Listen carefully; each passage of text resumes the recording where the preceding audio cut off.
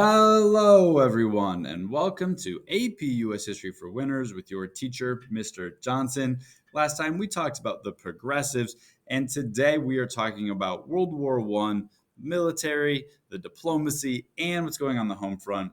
This is a big one, so if you are ready, let's begin. First, we're going to begin with some background information. Now, World War I begins in Europe on July 28th, 1914, but that is not when America joins the war. And there are four background causes, general causes, and then one immediate cause. And so you can kind of see that pictured on the right. And the four background causes, general causes, can be thought of in as this acronym MAIN: militarism, alliances, imperialism, and nationalism. Let's break each one of those words down. So militarism is the idea that countries in Europe and around the world are building up strong militaries so they are ready to use them. Alliances is the idea that countries are making military alliances in Europe where they are promising to defend one another if they get attacked. And that's going to take a dispute between a couple of countries, Austria and Serbia, in this war. And it's going to make it truly a world war where countries are having to defend their ally and join this war, even though they weren't in the initial dispute.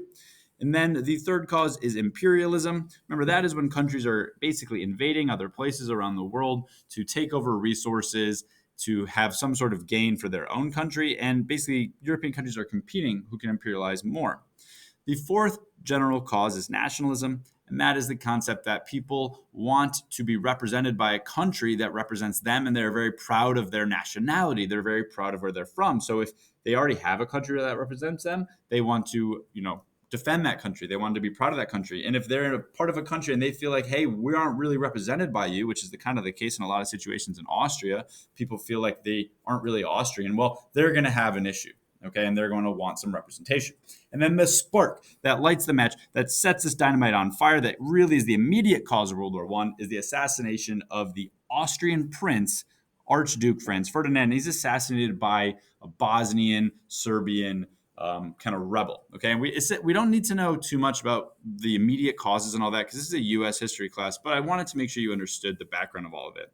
Now, in this war, the Allies are going to be France, England, Russia, and then the US is eventually going to join on that side. And then the Central Powers, which are the countries America is going to fight against, are going to be Germany, Austria, Hungary, and Italy, although Italy is going to have a little bit of a different situation where they're going to change sides a little bit. But that's what we need to know for background information, not super important for the AP US history course. So let's talk about what is important, the US involvement. So first we need to understand this. These first two bullets are important. The US is going to be neutral at first. Let's think back. Why is the US neutral? Okay, why does the US not want to get involved in European affairs? You should be thinking back to our first president, George Washington, his farewell address. I told you this would come up again and again, right? He says, beware of foreign alliances. You don't want to get entangled with European countries and get involved in their wars. And that's one of the reasons why the US tries to stay neutral. And there's also the concept of the Monroe Doctrine, which remember, that is like, remember you listen to that song, right? Europe, you stay on your side. Okay. So, but that also means that America is going to stay on their side and that America should not get involved in European issues. And all that comes down to is the US is going to be isolationist or is going to practice isolationism. And we should really know this word. So star that one, make sure you know it, because that's going to really define US foreign policy prior to World War I and then immediately after World War I as well. Okay, so we just talked about how the U.S. is neutral and isolated and doesn't want to get involved, but they do get involved. So how does that happen? We got to understand these causes. Okay, first of all, Germany is going to practice unrestricted submarine warfare. What that means is Germany's going to have these submarines called U-boats, and they're just going to be firing torpedoes at any ships coming towards them in their area or any ships that they might think might be supplying their enemies, like Britain, with supplies. And that's going to happen to America with the sinking of a ship called the Lusitania, where U.S. citizens were on the ship, and that's going to anger America, and they're going to, have a reason to join the war. We got to make sure we understand that cause, so that's important. The Zimmerman note or the Zimmerman telegram, sometimes you hear it called. That's kind of in this meme on the right here. All right, Germany writes a letter, a telegram to Mexico, and they say, hey, because Germany thinks that America might join the war, and they're afraid of America joining the war. They think it'll tip the side in favor of France and England. And so Germany tells Mexico, if you attack America and you try to gain that land back that you lost in the Mexican-American War, remember that, right? Mexico lost land like Texas, New Mexico, Arizona, Southern California in that Mexican-American War. Germany says, hey, we'll help you if you invade. Now, America intercepts that telegram. We figure out what it says, and that's obviously going to upset us. Now, Mexico's never going to actually do that, but the threat of it is something that's going to anger Americans. So I would make sure I understand some of those two first ideas about the causes, why the U.S. gets involved. Now, the third idea is the Russian Revolution. Now, Russia basically, just so you know, has a revolution during this where they become communist. So they switch from basically being a monarchy with a czar, is what they're called in Russia, to a communist country. And Russia's going to withdraw from the war at that time. And that's going to mean the Allies have one less country on their side. So America needs to come in to kind of tip the sides in favor of the Allies. And then also the president at this time is Woodrow Wilson. We've talked about him before, but he has a lot of ideas and he's a philosophizer in terms of America should be helping countries defend themselves and defend democracy. And that America and Woodrow Wilson is going to kind of see is this war as German, Austria-Hungary being aggressors and not letting people represent themselves, right? Not letting those people within those countries of Austria that don't think they're Austrian have their own democracy. So I would make sure I know one of these causes for sure by name, especially if you're doing like the Zimmerman Note, the Zimmerman Telegram, something like that, or Woodrow Wilson's ideas or the Unrestricted Submarine Warfare. I would know one of them. Okay, so the U.S. is involved. What's the impact of the U.S. involvement? They enter the war, the U.S., in 1917. That's 3 years after it started. So Europe's already fighting for 3 years before the U.S. gets in. Okay, and the American soldiers during this time that go overseas to fight, they're called the American Expeditionary Forces. And I would just make sure you kind of know that term. I don't know if it's particularly important, but if you see it in a MCQ or a DBQ, you want to know what it refers to. And when they join the war, it's going to make it so the Allies win the war. And they're led by this guy on the bottom, General John J. Pershing on the Western Front, because World War I is fought on two different fronts, the Western Front and the Eastern Front. And if you think about the map of Europe, the Western Front is kind of where America comes in to help out France and England, push back Germany. And World War I is a brutal, awful war fought in the trenches. So there's very little ground gain. People are digging trenches and they're kind of fighting, brutal style of warfare with machine guns and tanks and planes and poison gas. So a lot of technology for the first time. It's going to make this war a pretty awful war to fight for the soldiers. And not a lot of ground is going to be gained in this war. And that's so when basically they're fighting to a stalemate. So right when America joins, it's going to tip the scales and help the Allies win the war. Okay. So let's talk about what's going on in the home front. So the home front, if you ever hear that, that means America's at war. Well, what happens inside of America for the citizens when the country's at war? So the first thing we need to know is that there's going to be a high degree of movement of Americans to the cities.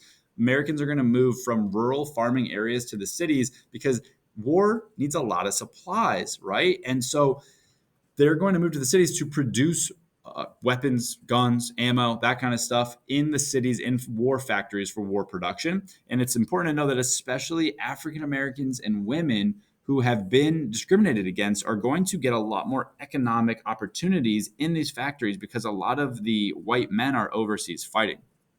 This next point is a really important one to know about. It relates to World War I on the home front. It's happening at the same time. We'll talk about it again in another lesson, but make sure we know this term, the Great Migration, because it's really important for African American history and as far as what is happening in America during World War I. So the Great Migration is the mass migration of African Americans from the South to the North and the West during this time period where they're looking for jobs and they're looking to escape segregation. If you think back to slavery, which, it's about 60 years prior to World War I, the majority of African Americans in America are in southern states. And after slavery, Reconstruction and then Jim Crow laws, African Americans in the South are facing high degrees of segregation, and they're facing not equal opportunities in the South in terms of jobs. So a lot of African Americans choose to move north and west to either get those jobs in those factories to produce, items for the war, but also to escape segregation. Okay. And then the third idea of what's going on the home front is something called the Red Scare. And the Red Scare is basically America starts to become very concerned about European immigrants during this time coming to America, especially immigrants from places that might be becoming communist. And so America has a huge fear of communism. Red, if you hear the Red Scare, I want you to think about communism. And there's going to be two of them. One of them is in this time period in the early 1900s, and there's going to be another one in the 1950s. And so some events that would be good to know about this are the Palmer raids. That's when the U.S. government arrests thousands of people who are suspected of communism, suspected of being against America. And then the Sacco and Vanzetti trial is a very interesting trial where these two immigrant anarchists, people who want to, or people think that they want to take down the government, are accused of robbery and murder. They're found guilty, and there's some debate as to whether or not they did it, but the trial becomes a national sensation because it pits that idea of, is America afraid of immigrants? Is America afraid of communism? Do they really do it, or is it because the immigrant status that they're convicted of being guilty? I just want to show you a quick map of the Great Migration just so you can picture it, because I told you it's a really important event. And this is where we're going to see widespread, like I said, migration of African Americans from these southern states to these northern and western cities. So it's important to know about. So take a look at the map. Next concept we need to know about is the civil liberties. And this is a general idea for the entire AP US history course. When the United States is at war, American freedoms are going to decrease. All right. And that happens all the time. We saw that in the American Revolution. We'll see it in World War I. We'll see it in World War II. Okay. So saw it in Civil War, right? When Lincoln suspended habeas corpus. Okay. So how does that happen in World War I? Well, there are these acts, these laws called the Espionage and Sedition Acts. The Espionage Acts make it illegal to incite a riot or to try to stop the draft, because at this time, to recruit soldiers, America was drafting soldiers, making it so the soldiers didn't have any chance to join the war. And there's the Sedition Acts, which made it illegal to criticize the government because America's at war. And this is a really important Supreme Court case. Make sure you know it. I start it for you here. Okay, Schneck versus United States in 1919. And basically, there's this guy, Charles Schneck. He's criticized. He criticized and spoke out against the United States government because of the draft. He didn't think that Americans should have to be forced to join the military, and he's arrested for that. And then he sues. And there's a Supreme Court case about it. And it basically says it was okay that he was arrested for criticizing the government. The Espionage Act was okay. The Sedition Act were okay, because there was what's called clear and present danger. You don't really have free speech. Free speech isn't free, okay? If America is in a time of crisis, it is okay for them to limit people's free speech. So that's an important precedent that the U.S. Supreme Court set. So make sure we understand it. All right, so when the war ends, all right, America and the Allies are going to come out on top. Germany, Austria-Hungary are going to lose. So America, France, England win the war. And when the war ends, Woodrow Wilson comes out with these ideas called the 14 points. And like I said, Woodrow Wilson is a big philosophizer in terms of like, what is the purpose of America and where should the world be going? And the goal behind these 14 points, this document that he creates, is to try to prevent future wars forever, okay, and try to avoid what the causes of World War I were. And some of the more important ones of the 14 points are the ideas that no one should have secret alliances. So again, that idea of more places should be isolationist.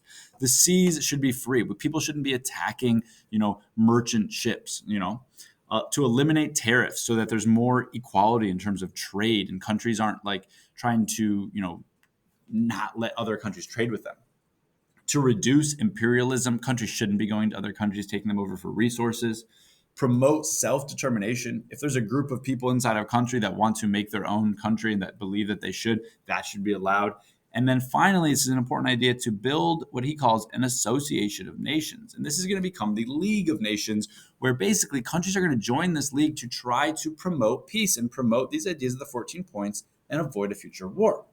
So the war ends with a treaty called the Treaty of Versailles. I would make sure we know the name of this treaty, okay? It is an important treaty. It ends the war. Germany is going to lose. They're going to be punished for their role in the war. They're going to get their colonies taken away. They have to admit guilt for the war. And lastly, and maybe most importantly, they have to pay reparations. Now, a reparation is when a country has to pay money for an issue that they had, okay? So Germany has to pay France and other countries tons and tons of money because of the Treaty of Versailles. And this is going to be one of the causes of World War II, because Germany is going to go into so much debt that it's going to be a significant issue for them. And they're going to be so desperate, which is going to eventually lead to the rise of Hitler in World War II. Okay, so make sure we know about Germany's punishment. Now, here's what's interesting.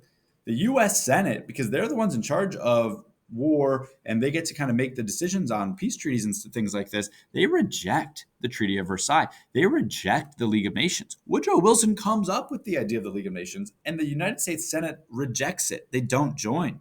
Why? Well, let's go back to George Washington's idea, right? The senators are afraid that the Treaty of Versailles is going to get the US involved in future wars. This is an important idea, right? The US is going back to being isolationist, and they reject the treaty that they helped come up with, okay? All right, so this is the last slide today. I know these are a lot. So the U.S. policy after World War I. What happens immediately after World War I? Well, America is going to use something called international investment and this concept called dollar diplomacy, which is where America is going to use money and businesses to try to create partnerships around the world to invest in foreign countries so that those countries can become, morally or economically tied to the United States because of these investments. America is also going to try to seek peace around the world through and lessen the amount of military around the world. It's seen through things like the Washington Naval Conference, and that was a conference that determined the number of battleships that the United States, Britain, and Japan could build. Again, to try to keep everything in check. It did allow the U.S. and Britain to have more battleships than Japan, so it's a little biased in that sense. But again, that's that idea of trying to reduce foreign wars. America is going to get involved in some military interventions in Latin America, and we'll talk more about these in another day. But for example, in Nicaragua, they get involved. They're trying to exert their influence over places in Latin America and South America, and that stays consistent with the Monroe Doctrine and the Roosevelt Corollary, if you remember. But lastly, and most importantly, after World War I, the U.S. is going to go back to that idea of being isolationist. America wants to be by themselves. America does not want to get involved in European affairs. Make sure we know that. Okay. Thank you so much. That was it for our notes on World War I, military, diplomacy, and the home front. That was a lot, but it's a huge time frame in U.S. history, and we did it in one set of notes. Okay, so let's go over our big ideas. Make sure we're writing these down. It's going to help you synthesize everything. So first, how has America historically handled foreign wars before World War I, and how do they handle it afterwards? Make sure we know this. Number two, what happened on the home front during World War I? There's a few things we went over. Give one specific example. Make sure you understand it. And third, what happens with the League of Nations in America? What does America do with that, and why do they do that? That's an important concept.